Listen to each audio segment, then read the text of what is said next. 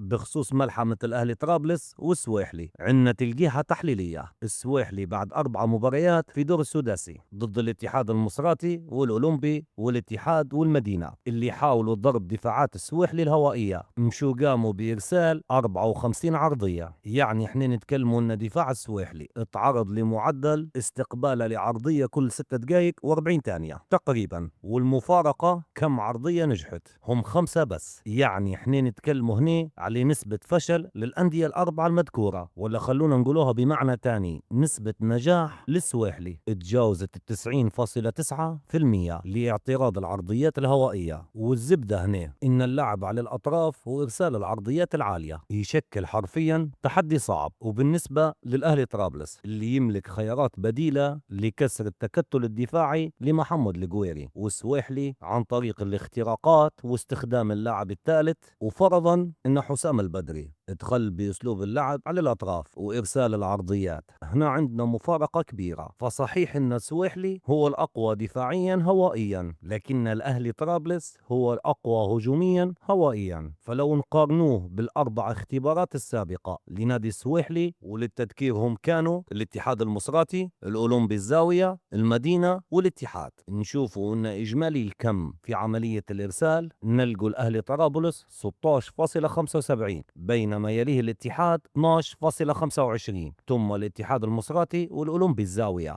ب11 والمدينة ب5.5. ومن ناحية عدد العرضيات الناجحة نلقوا ان الاهلي طرابلس يحقق في 4.5 عرضية ناجحة، ثم الاتحاد والاتحاد المصراتي ب 2.75، يليهم اولمبي الزاوية ب 2.25، ثم المدينة ب1.5. ومن حيث نسبة النجاح من الكم نلقوا الأهلي بعيد كليا عن الأربع الاختبارات السابقة لنادي السواحلي ب 26.87%، يليه الاتحاد ب 22.45، ثم الأولمبي الزاوية والاتحاد المصراتي ب 20.45، ثم المدينة ب 27.27، ويجي الأخير بسبب عدد الكم الضئيل. يعني هنا تحليليا بيانيا الأهلي طرابلس يرسل في عدد عرضيات أكثر من الاتحاد بنسبة 36.7%، ونزيدك إنه يوصل للمناطق الخطيرة أكثر من الاتحاد بنسبة 63.6%. ومقارنة بالاتحاد المصراتي والأولمبي الزاوية يتفوق الأهلي طرابلس عليهم في نسبة العرضيات الناجحة بنسبة 100%. يعني الأهلي طرابلس ينشأ في فرص من الأطراف تعادل ضعف اللي ينشئوه الفريقين هذم مع بعض. ولما نمشوا ونشوفوه قدام المدينة نلقوا الأهلي طرابلس كميا ونوعيا يتفوق على المدينة بنسبة 200%. باش نوصلوا لاستنتاج تحليلي أخير، إن لو حسام البدري ادخل بالأهلي طرابلس بأسلوب اللعب على الأطراف وإرسال العرضيات، حنشبحوا اصطدام كروي في أسلوب الأطراف والعرضيات بين أقوى فريق في الهجوم من الأطراف وإرسال العرضيات وأقوى فريق في الدفاع ضد العرضيات. وحيكون الامتحان الحقيقي للسواحل، فاللي شافه من الأربع فرق السابقة ذو مستوى بعيد كليا عن مستوى الأهلي طرابلس، خصوصا أن في عرضيات بعدد كبير تم صدها في مهدها أو تصرف معها اللاعبين داخل الصندوق تصرف خاطئ. وهنا توقعا منكم، لو صار صدام زي هذا من اللي راح يكون الفائز؟ وهل توقعيا أن حسام البدري يدخل بأسلوب خططي مجازف أم حيكون عنده حل بديل؟